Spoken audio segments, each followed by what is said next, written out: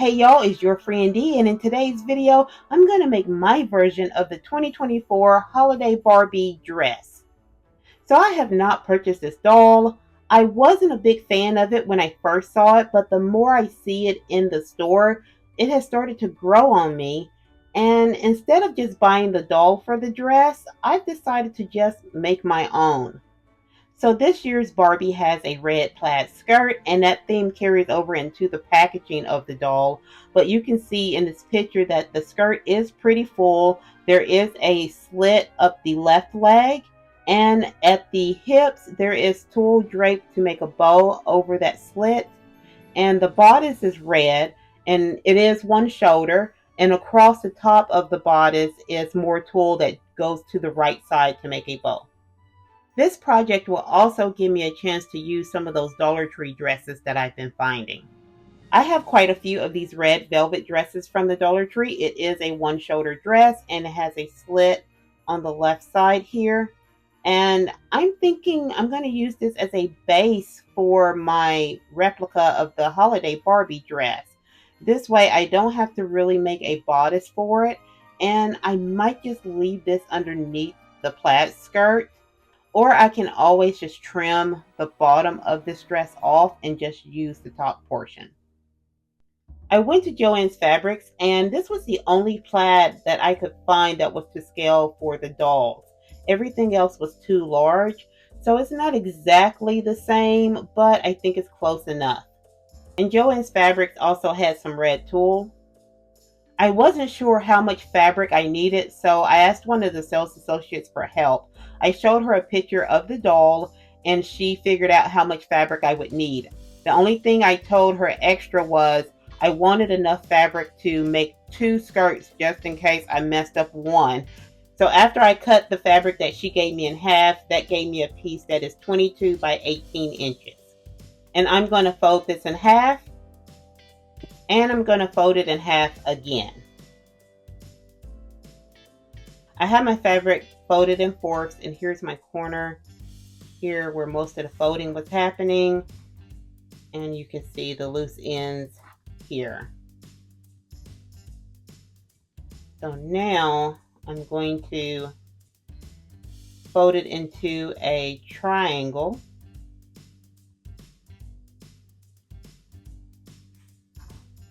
And measure down. Probably need my fabric ruler for this, but we're going to go with this for now. So 9 inches is pretty much the end of the fabric here for me. And then I'm going to follow that 9 inches around to the other side and just cut along that in a circle. So I've trimmed off the bottom, and it kind of looks like either a cone for ice cream or a slice of pizza. Now at the top where my folds are, I'm going to cut off this top 1 inch, and I'm going to go in a semicircle with that also. So I cut that 1 inch off, and now when I open it, I should have a pretty big skirt. This might actually be too big, but we're going to go with it.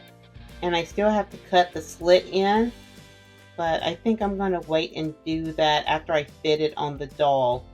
So I just tried this on my doll to make sure my length was okay. I will have to put a gather stitch here to take it in at the doll's waist, or I guess at the top of her hips to have it sit like the Mattel dress. But as I was looking at it on the doll, I don't think I want to put the slit in mine. I want to keep it as a full skirt. So that's what I'm going to do with mine. So around the outer perimeter, I'm going to sew down 1/4 of an inch. So I'm going to fold it over and iron it down, and I'll go over this with my sewing machine. So I hemmed the bottom of my skirt, and I did go ahead and do a zigzag stitch around this opening because I've seen some other people do that to keep the fabric from unraveling, and this was the first time I attempted it, and it came out okay. I tried to get it as close to the edge as possible. Now I'm going to see exactly where I want my skirt. on my Dollar Tree dress. So I put the dress on a doll, and this is just a doll I use for sewing. I found her at a thrift store, and I bought her because I wanted her clothes. And you can see her hair has been cut. So instead of just throwing her out, I just decided to put her with my sewing supplies, and anytime I'm making clothes now, I use her. But I think I want to switch it to one of my curvy dolls because this dress doesn't have any Velcro on the back. It's stretchy and you just pull it on the doll. So since this fabric is going to be attached, I need it to be able to stretch too, or at least have a little bit of wiggle room. So I think putting this dress on a curvy will help stretch it out some. So when I sew the plaid material on, I'll have that room to get it on my dolls. This plaid fabric does have some stretch, so that'll help. But I'm going to put this on my curvy doll. So I put the red dress on my curvy doll, and I actually think the dress looks better on a curvy. But now I need to gather this plaid fabric at the doll's hip where I want the skirt to sit. So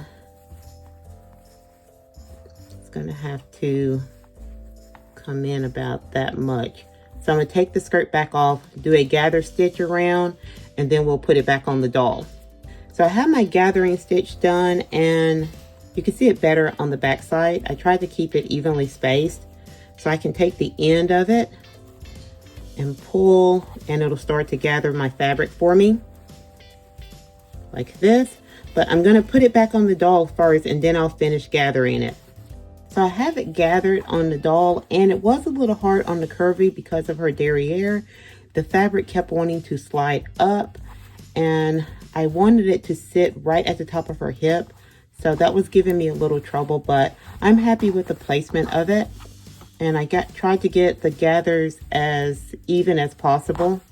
Instead of taking the dress off the doll, I'm just going to hand stitch everything while it's still on. And I'm going to layer my tulle up quite a bit just to kind of hide my stitching and this part here where the fabric was fraying before I did the zigzag stitch. So on the original doll, the tulle is draped at a diagonal, and it comes to a bow here at the hip. So I'm going to try to do a similar thing. So I'll gather it, probably pleat it a little bit, and then I'll stitch it here on the side and make a bow and stitch that in place. So I folded my tulle accordion style to create some pleats. Not sure if it's showing up. And I stitched it on the side. I tried my best to hide the stitches. And now I'm going to angle it down and towards the front. And that'll hide all of my stitching here. And I'll play around with it and separate these pleats a little bit. And then I'll stitch it along this side. So I have it sewn in place on this side. And I remembered as I was sewing, I needed to leave this loose enough so I can get the dress on and off of the doll, because I will have to either slip it over her head or just pull it down. This is stretchy enough that I could pull it down over her hips, so I wanted to make sure I could still do the same with this. Oh, and there's still a pin back here. Now for the bow on the side, it looks like the original one. They just left the extra tulle on and they just trimmed it down into a bow. So I have my bow in place, and I'll still have to play around with it a little bit, maybe trim it down a little bit more. But as I'm looking at the doll, I actually like this portion of it. And the original Holiday Barbie has tulle draping across the top here up to this shoulder. And I don't think I want to do that. So I'm thinking about taking some of the tulle that I trimmed off of this bow and just using it to make the bow up here at the shoulder. And this way I still can see this red velvet. So I took those pieces I cut off of this bow, cut them into 4 little squares, and I stacked them on top. I'm going to fold these accordion style as best I can to try to create a bow. I'll stitch it in the middle, and then I'll attach it to the dress.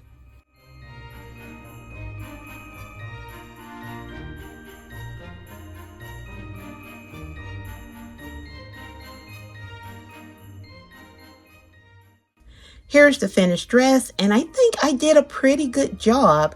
I did leave the red dress underneath, so if I lift the skirt, you can see it's still there. I'm not going to trim it just yet.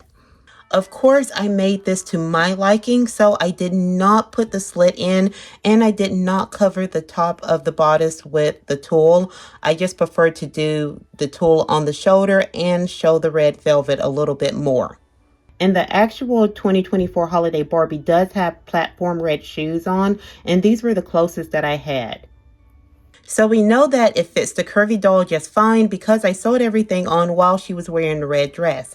Now I have to see if I can get this dress off of her without popping any stitches because I want to try it on Tanya. She has an original made to move body.